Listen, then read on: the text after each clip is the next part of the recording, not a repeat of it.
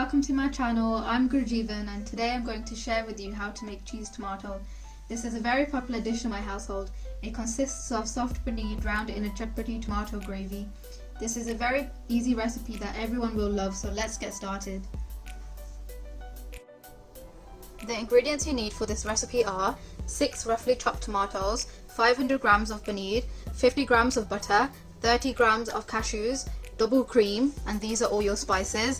So we have black pepper, garam masala, sugar, salt, red chili powder, sabji masala, ketchup, ginger garlic paste, oil, kasuri methi, red food color, and tomato puree. Step 1. Boil some water in a large saucepan and bring it to boiling point. The water is now boiling, so now add in all of the tomatoes.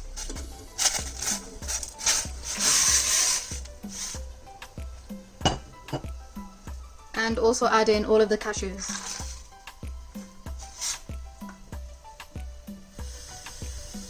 Keep it on a high flame and bring it back to boiling point. Wait until the water is boiling and the tomatoes have completely softened up and lost their form.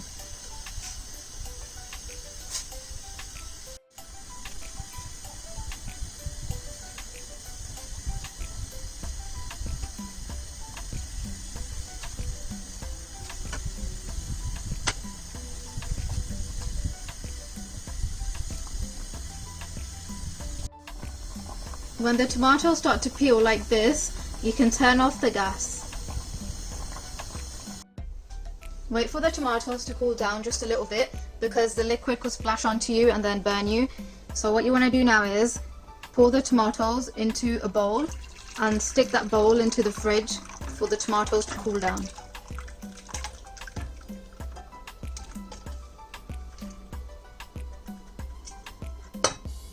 Just leave it in the fridge for 10 minutes and it should be cool enough. I have taken the tomatoes out of the fridge after 10 minutes. Now put the cool down mixture into a grinder and make a smooth paste.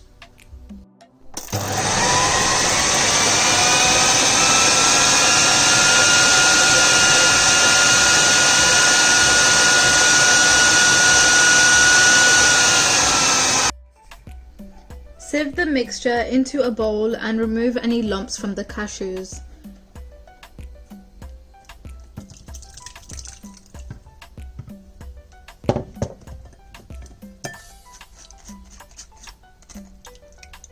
Just press down onto the sieve so it releases more liquid quicker.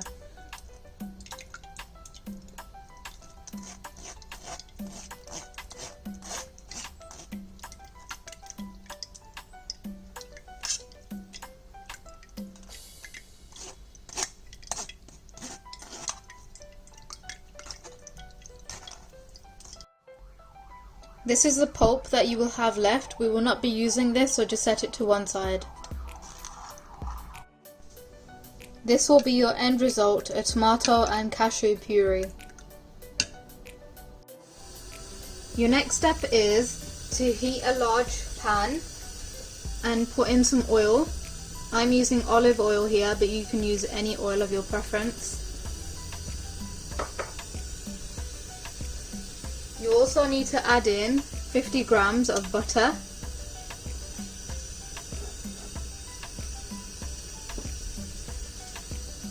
And just let this melt.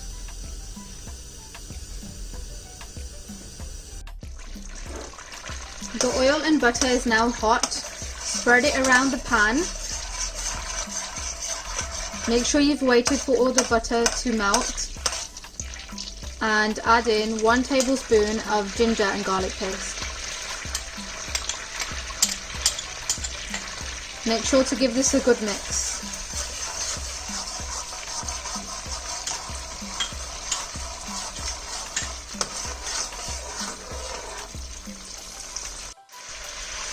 Now we are going to use the tomato puree that we made. Just pour the whole thing into the pan and give it a good mix.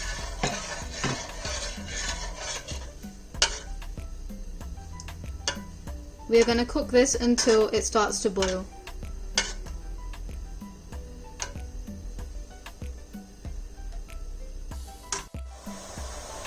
The mixture has started to bubble. It is boiling nicely. Now add in a little water. Give it a quick mix. And now just put the lid on and let it boil for 5 minutes. After 5 minutes, remove the lid, give it another mix, and grab your tomato puree. You need to put in 2 tablespoons of this.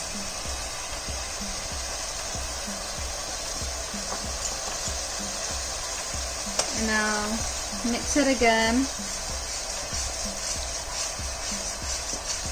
You can see the color's gone darker here as well.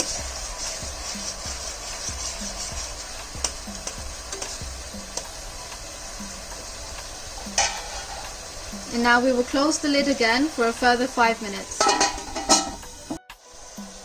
Now it is time to add in the spices. Our first spice is the salt. We're using 1 teaspoon of salt.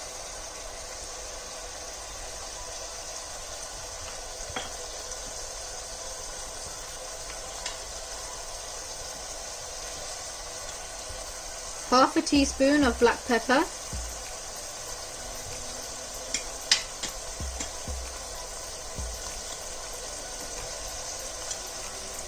half a teaspoon of garam masala,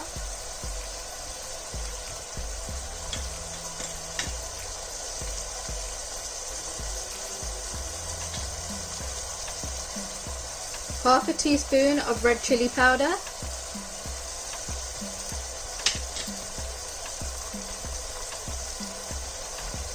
and 1 teaspoon of sabji masala.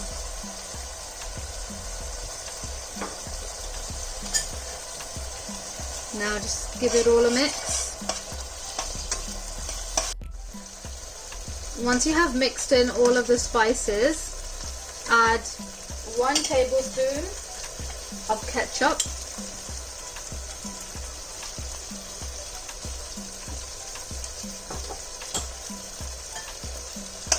give this a mix again.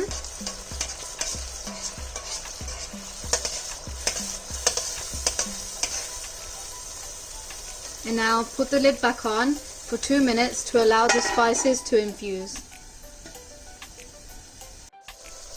Now that you have let the spices infuse, add 1 teaspoon of sugar.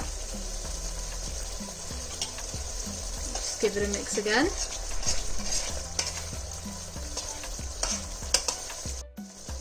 Now that you have mixed in the sugar, again put the lid back on. This really helps to get the best out of the flavors. Now it is time to add in the cream. We are using 2 tablespoons here. I am using plant-based double cream as a personal preference, but any cream will suffice.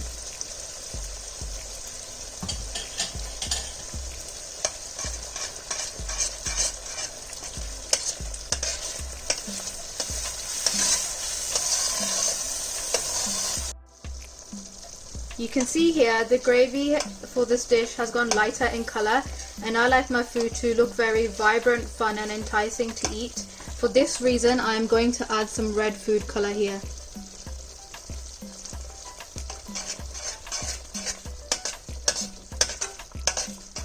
The colour now truly represents the amount of tomatoes in this recipe, and it looks more exciting to eat.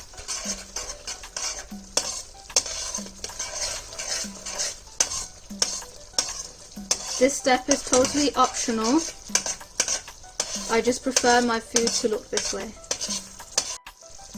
Now it is time to add in all of the paneer. I have cut mine into triangles. Just make sure you fully coat the paneer chunks with the gravy.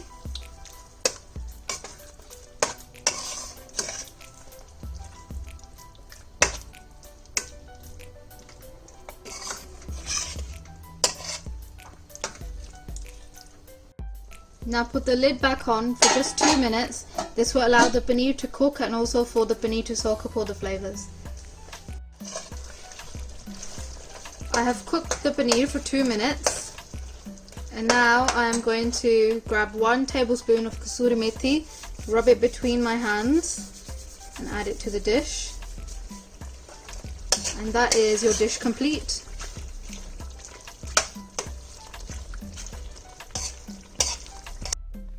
I hope you enjoyed this recipe. If you did, then please give this video a thumbs up and subscribe for more.